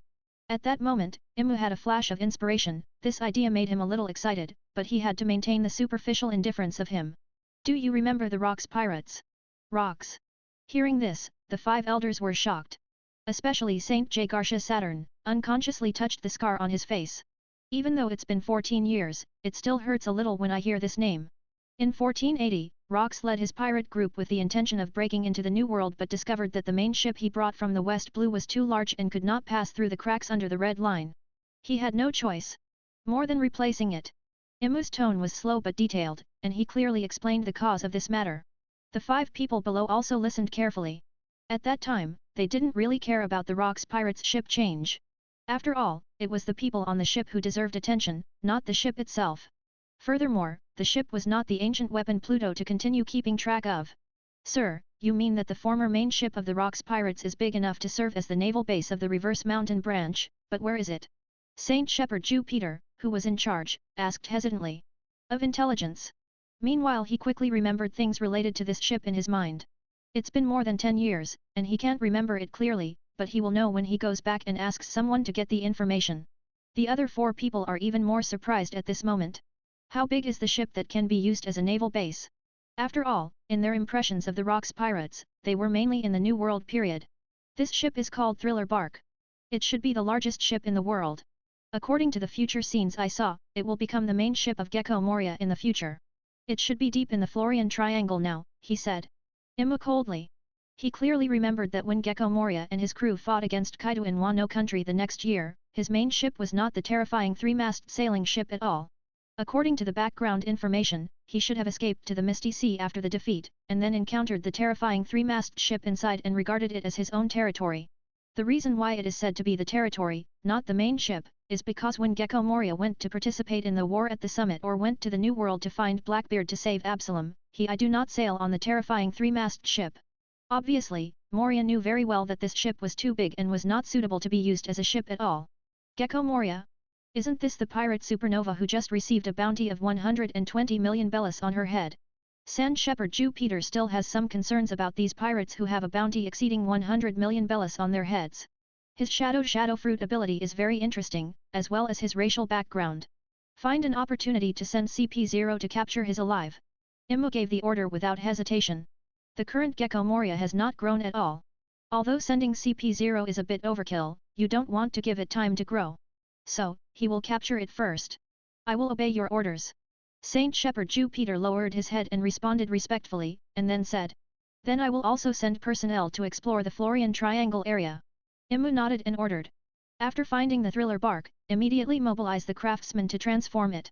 The castle and other buildings should be made in the navy style, especially the red lips and white teeth style door. Yes, Lord Imu. The 5 elders responded in unison. Let's do this first. Once it's ready, we will consider the director of the new branch of the navy. Next, let's talk about Fishman Island. Imu's eyes narrowed. Outside Pangaea Castle. The dozen holy guards guarding the gate of the domain of the gods noticed 3 celestial dragons, 2 men and a woman, sitting cross-legged on the backs of their respective slaves, accompanied by black-suited attendants behind them. They even covered their heads with bubbles, obviously they are ready to go out. As the celestial dragons approached, a captain saluted respectfully and then asked, Saint Winifred, do you wish for anything? Open the door, I want to go to the Champagne Islands with Saint Leopold and Villa Nica Palace. Saint Winifred said proudly. The face of the captain hidden in the helmet showed an embarrassed expression and said, Saint Winifred, the 5 elders issued an order a few days ago. No celestial dragon can leave the domain of the gods without permission. Humph, so what? I'm almost suffocated these days. I just want to go out and play for a few days. Then I'll come back, and you'll open the door for me. Saint Winifred said angrily. Of course, he knew the orders of the 5 elders, but he didn't think that just by going out to play they would actually take away his title as the Celestial Dragon. Furthermore, he also brought Saint Leopold and the Villa Nica Palace with him. No matter what, no one would dare to directly ban the Celestial Dragons, right? Even if they are the 5 elders. I'm very sorry, this subordinate does not dare to disobey the orders of the 5 elders. The captain gritted his teeth and endured. You are so brave. Saint Winifred was so angry that he took a musket out of his pocket and, without saying a word, pulled the trigger at the captain. Bang! The ball-shaped hot bullet was shot out, but the plate armor of the Holy Guards was not made of paper. The bullets ricocheted with a clang as soon as they hit her. This scene scared everyone present, including the captain and Saint Winifred. Shigan. At that critical moment, one of the attendants who was originally standing behind the 3 celestial dragons appeared in front, and at the same time, a slender index finger turned into an afterimage and stopped the incoming bullet. Hi! All the soldiers of the Holy Guard breathed a sigh of relief, as did the captain, but they knew that a big problem awaited them. No matter what the reason, the bullet ricocheted from him towards Saint Winifred. This is completely enough to be considered an attack on the celestial dragons. How dare you attack me? Indeed, Saint Winifred, who had recovered from the shock, became furious and his whole face turned red, but he no longer dared to use the musket that he had in his hand. The captain's eyes behind the helmet showed a completely desperate look. He was dead. The best outcome would be to become a slave and then be tortured to death by the other party. You! Beat him to death! Saint Winifred ordered the CP7 member who was protecting him in front. Saint Leopold and the Villa Nica Palace looked at this with contempt and indifference, looking forward to the scene where the captain of the Sacred Guard was beaten to death, while the other 2 CP7 members still stood behind them with indifferent expressions. Polyaparu, Poraporu. Just as the CP7 member was about to act, he heard a ringing sound. Confused, he took out a small Den Den Mushi. The next second, the Den Den Mushi spoke, with an extremely cold and ruthless voice. Saint Winifred's attack on the Holy Guards is considered to be an act of forcing his way out of the domain of the gods and seriously violates the prohibition of the 5 elders. According to the regulations, his status as a world noble will be permanently revoked and will no longer be able to enjoy all privileges and qualifications. Winifred is ordered to be arrested immediately and imprisoned in Mary Gosa prison. As soon as he finished speaking, the Den Den Mushi closed his eyes without delay, but Saint Winifred was completely frightened. Even Saint Leopold and the Villa Nica Palace next to him climbed down from the slaves' back with panic on their faces, staying 4 or 5 meters away from Saint Winifred. At the same time, the CP7 member slowly turned around and looked at Saint Winifred indifferently. His protector became his captor the next second. Perhaps not even Imu would have expected to underestimate the stupidity of the celestial dragons so much. North Blue, Spider Miles Island. This is a port town full of stone buildings, slates, and chimneys, and is filled with grey-white smoke all day long. The people on the island mainly make a living by developing heavy industry, so the beaches on the seaside are filled with industrial equipment waste. This place was chosen by Doflamingo a few years ago, and he led Fergo, Treble, Pica, and Diamante to be stationed here. Because there are ready-made equipment and workers here who can mass-produce the firearms, grenades, and other thermal weapons they need, and then sell them to various kingdoms in the North Blue. In the past year, as the family Don Quixote's reputation has gradually increased, business and influence have begun to tentatively spread towards the Grand Line. Everything seemed to be going smoothly, but today, Doflamingo, who had just turned 17, received news that annoyed him. Fergo, who is also 17 years old this year, walked into the house and said in a deep voice to Doflamingo on the red sofa, "Doffy, something happened over at Black Island. Are there any idiots causing trouble again? Aren't Hers and Icky over there? Just let them deal with it." Doflamingo lay on the sofa and returned softly with his eyes closed. The person who caused the trouble is Douglas Bullet, a former crew member of Roger Pirates, nicknamed Demon Air. Fergo continued to explain the situation without changing his expression. As for Hers and the others, they should have been killed. I just called again, but no one answered. Hearing Bullet's name, Doflamingo opened his eyes suddenly, looked straight at him with sharp eyes, and said, "It turned out to be him. I didn't expect that we were so unlucky to encounter such a evil star. It seems that Black Island it's completely over." Of course, he has heard about Bullet's recent rampage and killings on the Grand Line, but now that he has actually encountered it, to be honest, it feels very uncomfortable. Black Island was the first business point he placed on the Grand Line. He originally planned to use it as a transit point to expand the family Don Quixote's business and influence. As soon as this happened, he knew that he would have to wait a few years to enter the Grand Line, because in the dark world, it is difficult for losers to be recognized. Since Black Island is under the banner of the Don Quixote family, being destroyed is a failure. Therefore, they have to wait for the influence of this incident to dissipate with the passage of time, and at the same time, their own strength needs to be stronger. Would you like me to take someone there? Fergo asked. In his opinion, although Bullet is a former crew member of the Roger Pirates, he is only 21 years old. Although he is 4 years older than him, as long as he brings a few cotters with him, he should be able to solve it together. No. Doflamingo shook his head and rejected the proposal, and said with an evil smile, "There is no need for us to take action, this monster is making too much noise, someone will deal with him, we just need to provide some help, he he he he he he he." Fergal listened to Doflamingo laughing non-stop for no apparent reason.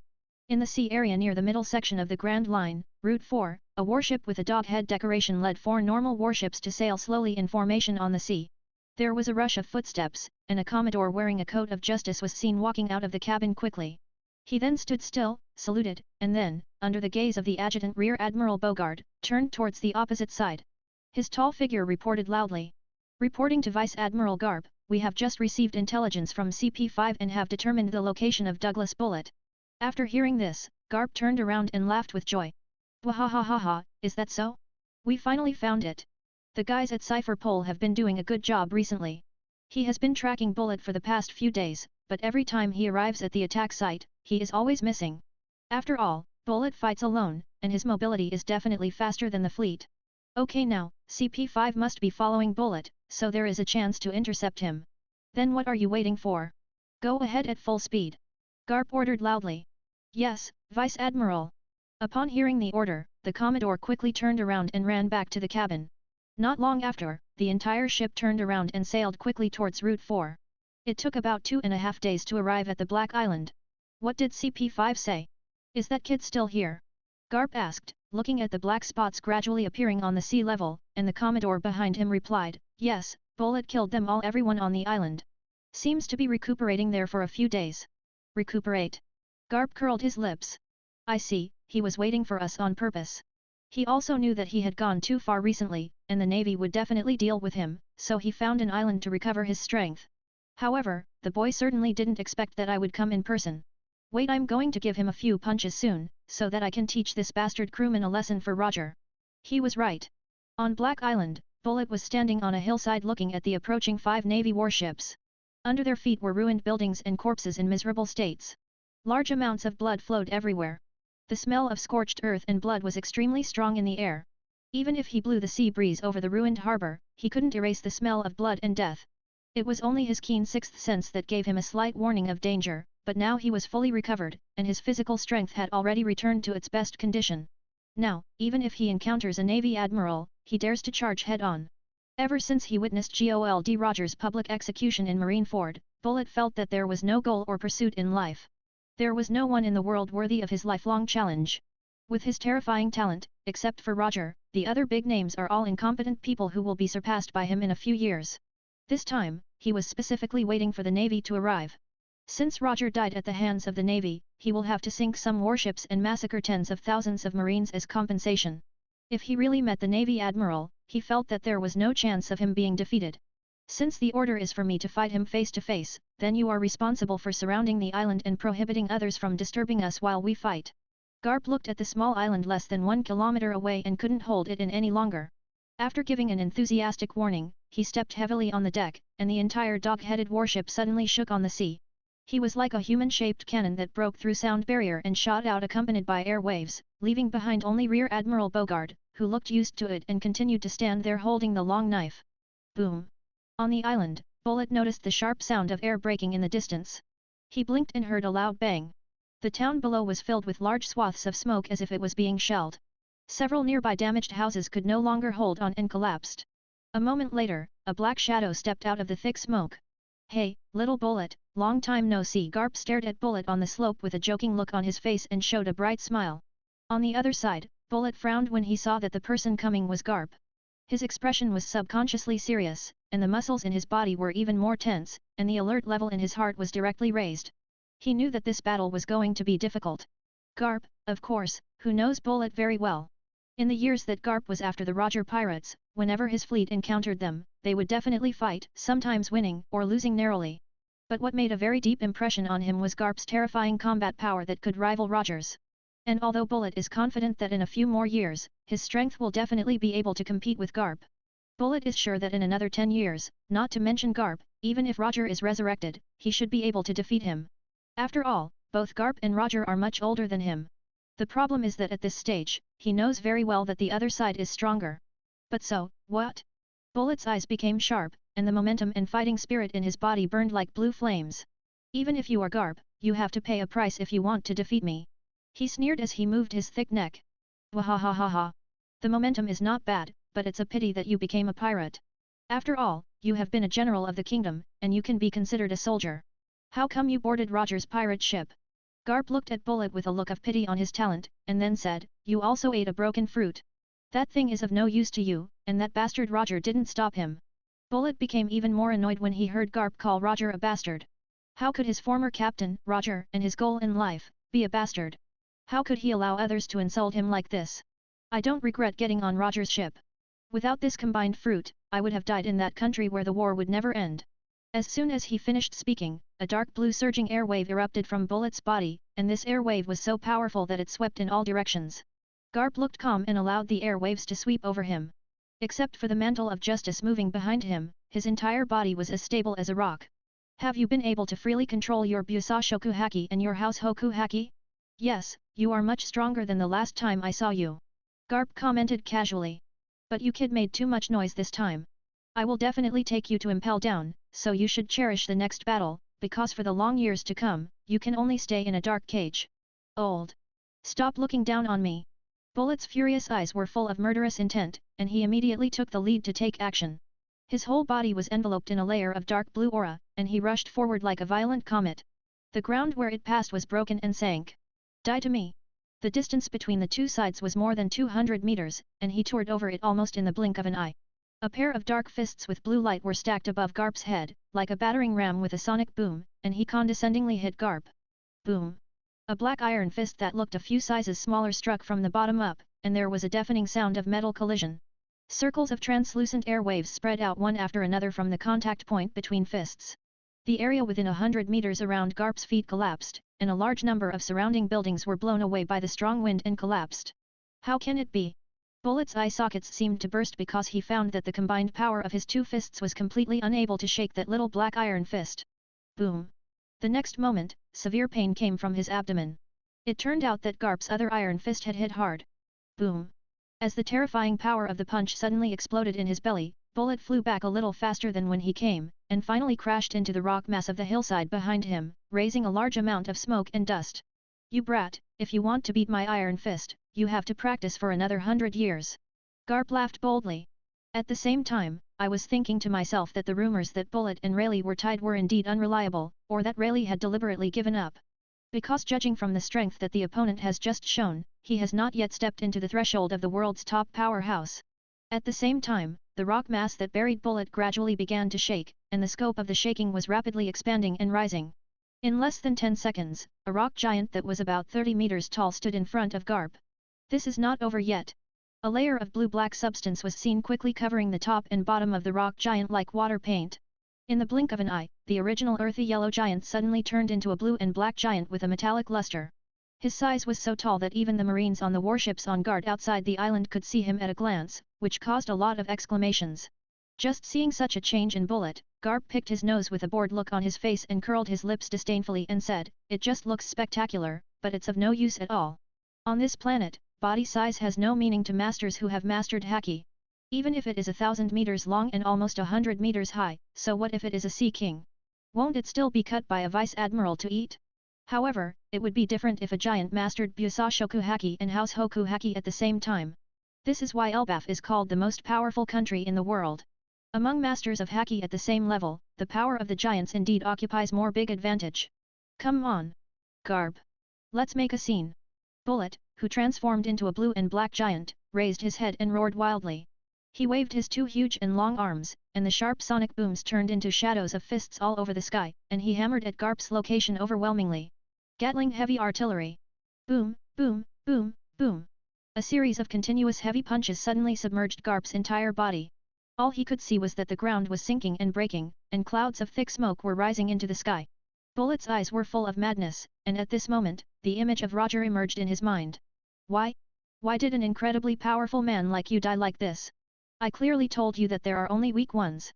Only the weak will die easily. He still clearly remembers the battle with Roger. What should I do now? Who do I want to surpass? Who can you surpass and defeat to become the true strongest in the world? Little devil, when fighting, pay attention. At this moment, Bullet, who was still swinging his giant fist, suddenly heard a voice coming from behind. Garp's figure appeared there at some point. Just when he was about to turn around, a black iron fist, which was tiny compared to his size, hit his cheek hard. The majestic power of the fist caused his neck to twist and stretch, causing his huge body to fall to the ground with a loud noise. Pain. The pain is excruciating. Bullet did not expect that Garp's fist would cause him such severe pain. It was obvious that his body was not only wrapped in a large amount of rock, but also covered in the Busashoku House Hoku Haki that he was proud of. But this small fist seemed to have a strange force, ignoring all the defenses on his body, and drilled into his body like a nail. Little devil, you must be lonely. What? Bullet, who had just quickly turned over and stood up, was stunned subconsciously when he heard what Garp said, and his pupils trembled. You were betrayed by adults when you were a child, and betrayed by friends when you grew up. Now even Roger, the first person to sincerely accept you and the first person to defeat you, is gone. You have lost your goal in fighting, and you have lost your direction in life. You feel very lonely and confused. Garp made no move to chase him, but stood there, pitying the boy in front of him who was on a path of no return. It was obvious that Bullet once longed for honor and valued his partners. After meeting Roger, he had a goal in life. However, he was ruthlessly destroyed by reality time and time again, forcing him to become what he is now. He who only believes in himself, lives only for himself, and is willing to face everything alone. Bullet is now a confused monster. Ahem, you. Bullet was shaking all over and was completely stunned. He didn't even bother to wipe the blood he coughed up. He just felt that every word Garp said was harder, heavier, and more painful than the punch just now. Almost every word was a punch to his heart. This is a feeling that something buried in the deepest place has been dug out and exposed in front of your eyes. Shut up! Bullet roared hysterically at Garp, and at the same time, he went crazy again. All the power in his body erupted like a volcano and he rushed with all his might towards Garp. You know, kid, I really hope that you can meet someone who can accept you positively again. But now, you need to calm down first. Following Garp's emotional words. Fists, one large and one small, but equally dark and hard, each covered with haki and filled with power compressed to the extreme, collided head-on in the air. Boom! The blue-black air wave and the pure black air wave squeezed each other in the field, but when the pure black air wave overwhelmed the other side like a mountain, a ball of extremely dazzling light suddenly exploded. This time, the ground under your feet could no longer hold on. The entire land was pushed hard by high pressure, and it was completely lifted like a wave. No matter whether it was a building or a corpse, even the roots of the trees were lifted up from the ground in the wind and waves and fell heavily into the vast ocean in the distance. 2 days later, a call from a Den Mushi rang out at Mary Gosa, in the deepest part of Pangaea Castle. Lord Imu, Douglas Bullet has been personally defeated by Garp and imprisoned into the eternal hell of Impel Down. After hearing this, Imu was not surprised and responded calmly. I understand, then act according to my previous arrangements. Yes, we will obey your wishes. Putting the microphone back on the Den Mushi's back, Imu asked the visual Den Mushi on the other side to connect to the surveillance system of Impel Down. Soon, a high-definition virtual image appeared in the void in front of him. The image inside was of Bullet, whose hands and feet were chained, lying on his back on the cold ground. At this time, he was wearing a black and white prison uniform, but his nose was bruised. This guy is a good prospect. Imu also wanted a talent like Bullet to work for him, but he knew that the other person's personality was too extreme. If he didn't train him properly, it would be really difficult to use him well, and he would hurt himself if he wasn't careful. But fortunately, I'm a transmigrator and I understand some of what Bullet is thinking. In addition, since I am strong and powerful enough, there is no harm in trying to use this peerless double-edged sword. It's just similar to the Golden Lion Shiki. It certainly can't be used directly at the moment. He must be imprisoned for at least 2 years to temper his temper. No matter how useful a good sword is, it must be made obedient. At this moment, Bullet in the high-definition projection suddenly spoke. Who? Although he couldn't see the person outside the cell when he was lying on the ground, his Kanbunshoku Haki could still sense the other person's aura, and the aura was very strong. I am here on behalf of a celestial dragon and the world government. As for the name, you don't need to know it. Hi, celestial dragon? That garbage? What a pathetic guy. Bullet looked at the dark ceiling and sneered. But the black shadow outside the cell did not show any intention to refute or angrily rebuke, which surprised him a little. The distinguished person above asked me to ask you, are you willing to serve him? Bullet frowned and said nothing, dealing with the other party with silence. The black figure did not pay attention to his attitude and continued to speak. You lost the duels against Roger. Roger is dead and there is no chance of overcoming him. This time you lost in a battle against Garp, but he is still alive. You are willing to not take advantage of your talents, wasting time locked in the depths of the sea where the sun never shines. Anger appeared on Bullet's face. How could he be willing to accept it? What? What do you mean, do the celestial dragon want to let me out and become their dog? Do you still remember your ambition? The shadow asked. The strongest in the world. This sentence immediately appeared in Bullet's mind.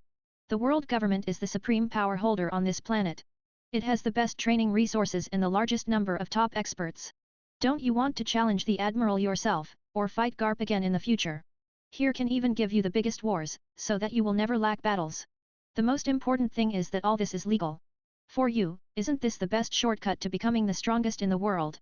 Every word spoken by the shadow echoed in the cell, and Bullet's pupils shuddered subconsciously. Because he thought it sounded reasonable. It's just that he has developed a habit of no longer trusting anyone and is only willing to fight alone. It is difficult for him to convince himself to join the world government and obey the orders of the celestial dragons. You are hesitating. And what you struggle with is that you have to take orders from the celestial dragons that you despise, right? Bullet continued to remain silent, or perhaps he was acquiescing. What if I tell you that you only need to obey the orders of one man, the one who is truly the strongest man in the world? What, the real strongest in the world? Bullet was shocked. Stop joking, how could the world government have such a person? Since Roger's death, the only man in the sea who is qualified to compete for the title of the strongest in the world is Whitebeard with his tremor fruit. Haha, then let me tell you, neither Whitebeard you are talking about, nor Garp who just defeated you, nor even Roger before is a match for that adult and is far inferior to him. What do you think? Are you interested in knowing him? The shadow smiled. This is impossible. Bullet, lying on the ground, gritted his teeth. If it's impossible, you can see it with your own eyes, but you have to come out from here. It's fine. I agreed, let me out. If such a person really exists, I am willing to join the world government. That's good, but you can't come out yet, because now you don't understand the value of freedom, let alone cherish it. Experience the sensation of living here for a year. I will come back in about a year, or two. The cell became quiet again, but Bullet's rough breathing continued for a long time, and his bloodshot eyes were full of unwillingness and anger. Outside, the shadow just turned around, and a person in a black suit walked over, bowing his head respectfully and asking, "Sir, can the soundproof area be removed?" Looking around, he saw a lavender halo in the air covering Bullet's cell and the space a few meters outside the door.